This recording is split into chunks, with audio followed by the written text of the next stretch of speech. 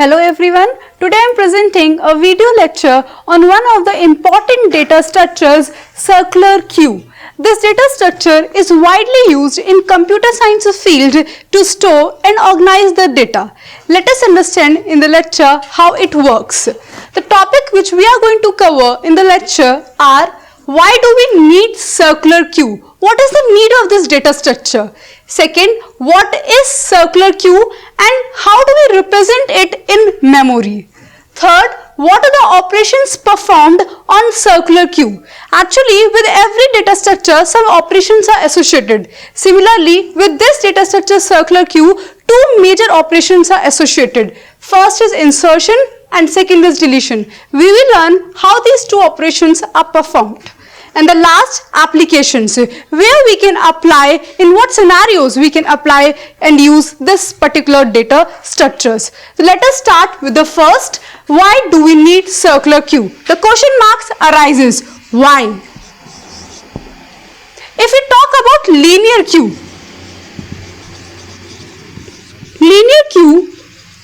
is a linear data structure.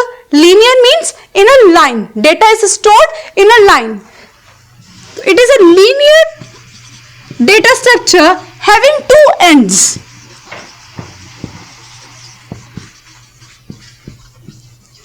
First end is rear end and the second end is front end. Insertion is always performed from rear end and deletion is always performed from front end. Let us understand this with the help of an example. Let us say this is our queue with a size of 5. 5 means it can hold 5 elements. Therefore, index will vary from 0 to 4. Let us draw this.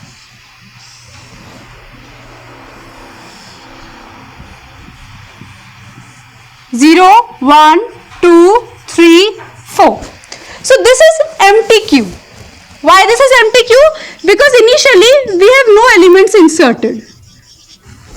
Since it is empty queue, so those both ends, rear and front, are at -1. Why? Because rear is used for insertion, front is used for deletion, and now the queue is empty. No element is inserted, no element is deleted. So both the variables rear and front are at -1. Now we will start insertion. So let us say we insert 10. We have to insert 10. So for insertion, which end we will use? Rear end. So when we will insert 10, rear will be incremented by 1. How? So initially rear is at -1. We will increment -1, add 1, it will be 0. So this rear will now be shifted to 0. Now we are at the first position of the queue and then this element 10 will be inserted. 10 is now inserted. Again, if we will insert another element, let us say insert 20. When we will insert 20, again rear will be incremented by 1. So now rear is at 0 position. When inserting another element, rear will be incremented by 1. So rear is at 0. So 0 plus 1 equal to 1. So now rear will again increment by 1 and rear will point to first index and it will insert 20, another element. Now two elements are inserted. Similarly, we will keep on inserting the elements. Let's say we insert 30, 40, 50. So after every element insertion, rear will be incremented by 1. So we increment rear by 1 and insert 30. We increment rear by 1 and insert 40. We increment rear by 1 and insert 50. Now, if we again want to insert one more element, 60. Can we insert this 60? No. Why? Because the capacity of the queue is full. The size of the queue is 5 elements. We have already inserted 5 elements. Now no new element can be inserted because capacity is full. So when the capacity is full? When rear equal to size minus 1. So whenever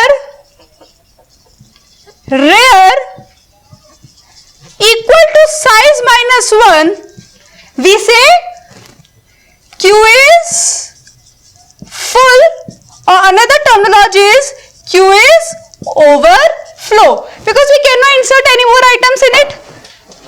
So 60 cannot be inserted. Now comes deletion. The definition for deletion says the element at front position will be deleted. Now if we see our Q front is at minus 1. Now how can we delete an item at minus 1? There is no element at minus 1, and the definition says the element at front position will be deleted. Therefore, when we insert the first element along with incrementing our rear, we will also increment front by 1. Now front after incrementing 1 will shift to 0th index. Now front is pointing to 10, and as we know, Q follows the property first in, first out. So which element was first inserted? 10. The element that will come out first will be 10. Therefore, 10 will be deleted and front will be shifted by 1. So we will delete 10. Delete 10 and increment front by 1. So delete 10, we delete 10 and increment front by 1. Now front is at 1. Again delete, front is now at, front was initially at 0. We delete 10 and now front is incremented by 1. That is, it is now pointing to 20. Now when we delete 20, we delete 20, we delete 20 and increment front by 1. Now the front is at, front was at 1, we increment by 1, now front is at 2. Now 2 elements are deleted. Now if we want to insert some more items, we already see we cannot insert, because for insertion we use rear, and rear has already reached to its maximum limit. So, but if we see the queue, there are 2 empty places available here, but still we cannot insert. So this represents wastage of memory. Here these 2 locations are available for insertion, but we cannot insert the items. So this results in memory wastage, and here comes the concept of circular queue. The need of circular queue to avoid wastage of memory in linear queue.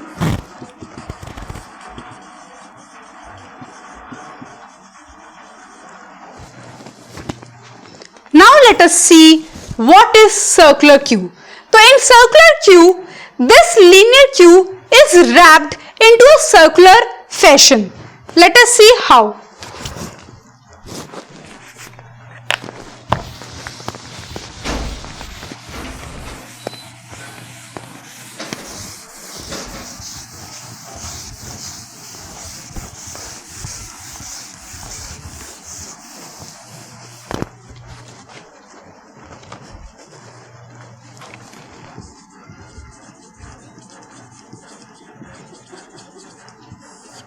Now in circular queue, this linear queue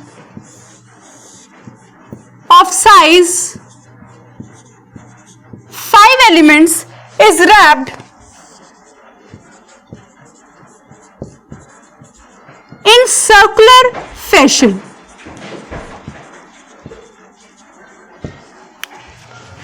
Like this.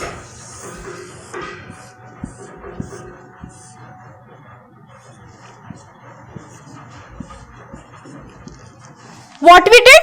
Size remains the same.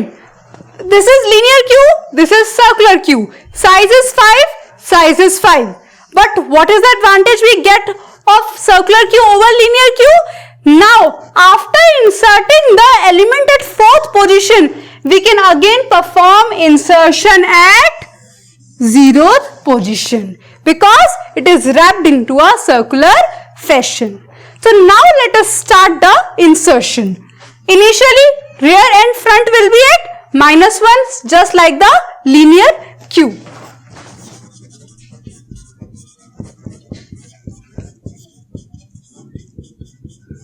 Now we start insertion. Let us say we insert 10.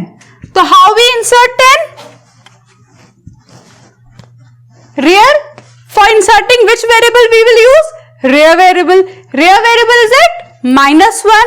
So we will increment rear by 1. So what we will do? Rear equal to rear plus 1.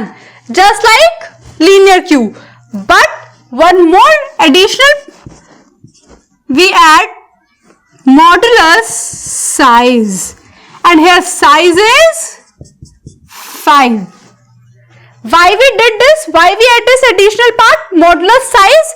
Because here in circular queue, after reaching the last position, we again have to reach to the first position.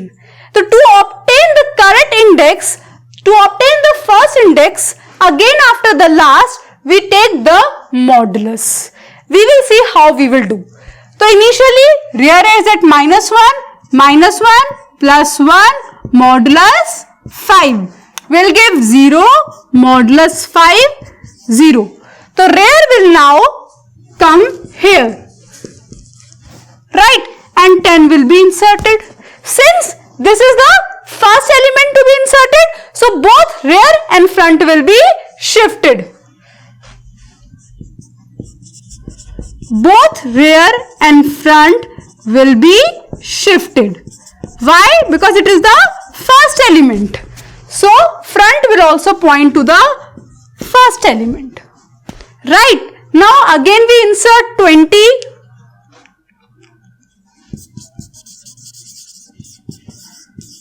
When we insert 20, what we will get? Rear equal to rear plus 1 modulus size. Rear is at 0. So 0 plus 1 modulus size, 1 modulus 5 equal to 1. So rear is now shifted to the first index and the element 20 is inserted. Similarly, we will insert other elements. We will insert by 1 and take the modulus. We will insert by 1 and take the modulus. We will insert by 1 and take the modulus. So let us say we insert 30, 40, 50. After inserting 50, rear will reach to 4. The rear will now point to 4. Now can we insert 60? If I want to insert now 60, can I insert 60? No, because the capacity of queue is full. That is, circular queue is overflow. When we have reached to this condition, when rear is at 0, when front is at 0 and rear equal to size minus 1. So this becomes the condition for overflow in circular queue. So in circular queue, it is overflow when this condition is satisfied. We cannot here now insert any more items. Now, if we start deletion, let us say we delete another item.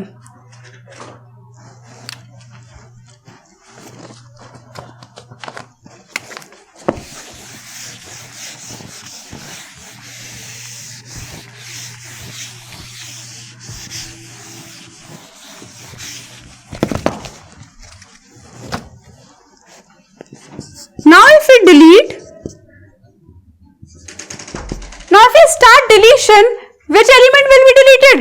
The element at the first, because it has entered into the queue first, it will be deleted first. So 10 will be deleted first. So as we see the scenario, it is like this. Current scenario of the circular queue. Now how we will delete? Delete 10 and shift front by 1. So to delete this, we will delete this and front will be incremented by 1. So the condition becomes front equal to front plus 1. Again we add additional modulus operator, modulus of size. Why? Because again we have to move in a circular fashion. After deleting 4, we have to again come back to 0. Therefore, we have to take the modulus operator. Right? Now we delete one more item. So we have deleted here 10. We incremented front by 1. Now front is at 1. Start again, delete 20. Now we will delete 20. How we will delete? Delete 20, increment front by 1. Now front will point at second location. So front was at 1 plus 1 modulus 5. That is 2 modulus 5 will give 2. The front will now point to the second position. Right. Now the twist arises. Now after deleting 2 elements, the condition is somewhat similar to linear queue, but we have 2 empty spaces. But in circular queue, we can utilize these 2 empty places because we are moving in circular fashion. Now if we want to insert 60, this 60 which we were unable to insert here, now if we try to insert 60,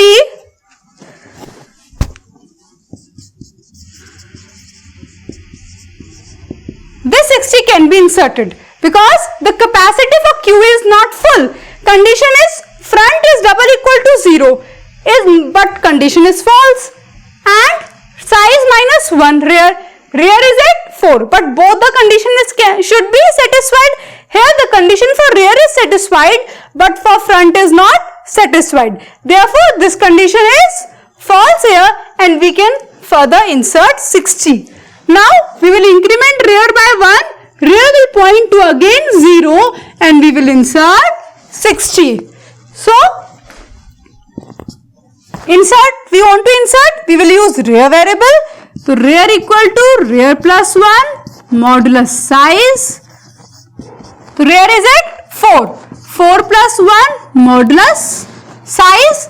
5 modulus 5 will give 0. Rear comes to 0. So it is wrapped in circular fashion. And thus we have inserted another element 60. If we want to insert 70, then similarly we can insert 70 here by incrementing rear. Now again the queue is full, but the condition for being full is not this. What is the another condition for queue being full is?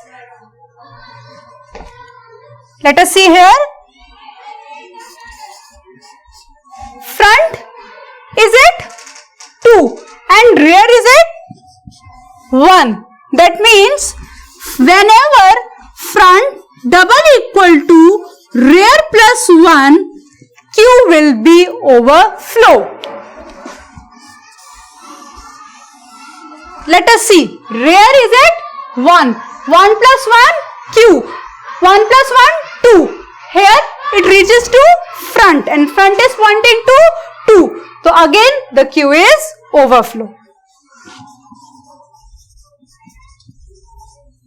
So these two are the condition for circular queue being full. Right. Now we will see in the similar way the algorithm procedure for insertion and deletion.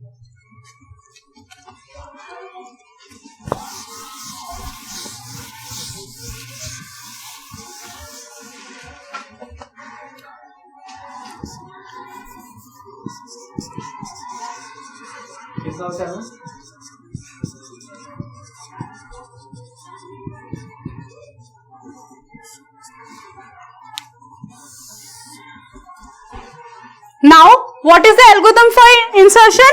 Step 1, start. Step 2, we check whether the circular queue is full or not. Why? Because if the queue will be full, we cannot insert. And how we will check? Using the condition 1 and 2. Using condition 1 and 2, we will check whether queue is overflow or not. If the condition is false, that means queue is not full. It means we can insert the item. For inserting the item, we must first know what item we have to insert. So we have to take the input from the user. We will take the input from user.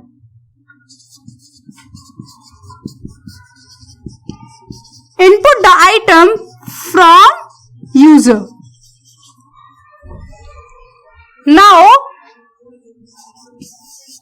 if this element inputted from the user is the first element to be inserted, then both rear and front will be incremented by 1. That means, what we will do? We will check if front and rear is equal to -1, increment both front and rear by 1. That means they both will now increment by 1. They both will point to 0. And then after incrementing both the pointers, we will insert in circular queue at rear position the item inputted from the user. If this condition is also not true, that means the element which we are inserted is not the first element to be inserted. Then it means we only have to use which variable? Rear variable.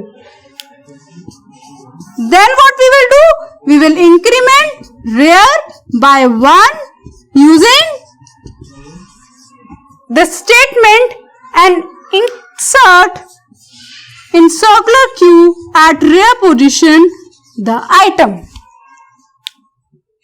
Here comes the end to the algorithm. Step 6 is end. Right. Now in the similar way, we have the algorithm for deletion. Let us see.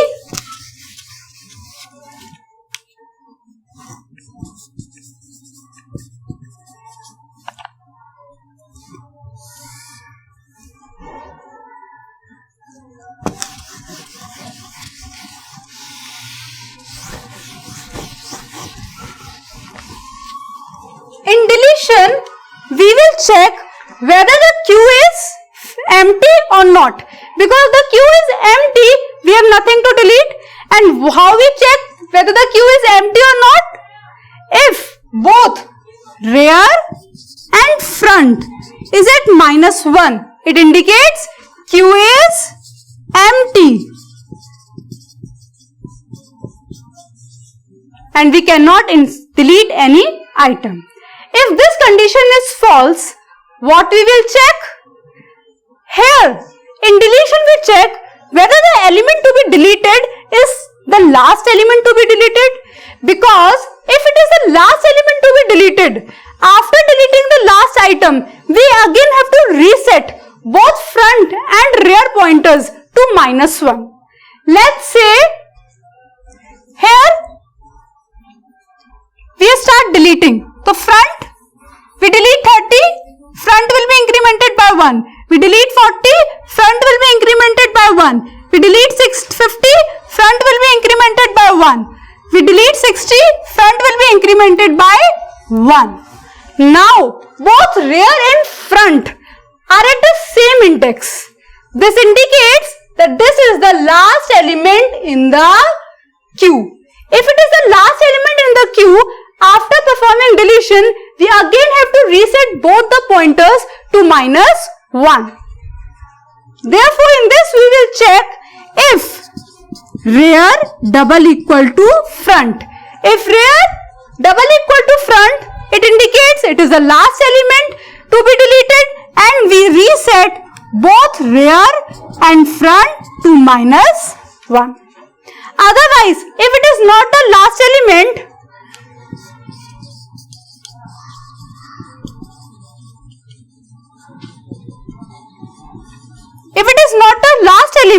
then what we do? We simply increment front by 1. Right? We increment front by 1. After incrementing front, it will again point to the element that is the next element to be deleted. And here comes the end to the deletion algorithms.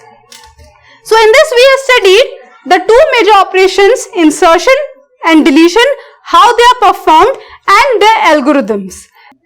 Now we will see the applications of circular queue.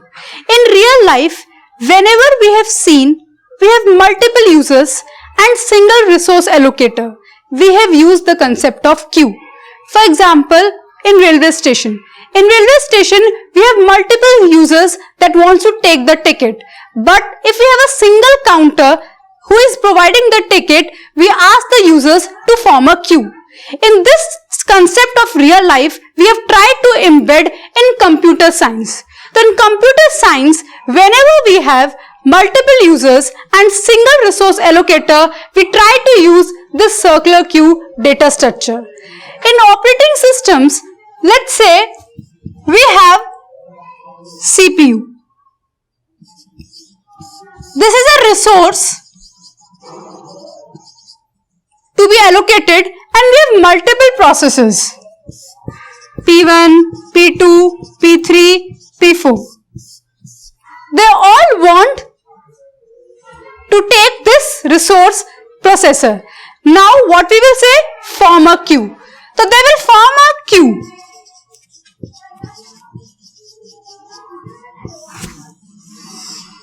P1, P2, P3, P4. Now they form a queue, and one by one, in the order of the arrival, they will get the resource. So first P1 will get the resource, P1 will be deleted, then P2 will be deleted, then P3 will be deleted, then P4 will be deleted. Now in the similar way, we wrap this in circular fashion. As P1 is deleted, another item comes, we insert at this position. Then another item comes, we insert at this position, and it goes on. Similarly, another application is in computer networks. In computer networks, whenever we transfer the data from sender to receiver, we have buffers at both ends. Data from buffer at receiver end is transferred to the receiver end, and then from the buffer it is transferred to the receiver. So these both queues at sender and the receiver end are implemented as circular queue. Here comes the end to the applications of circular queue.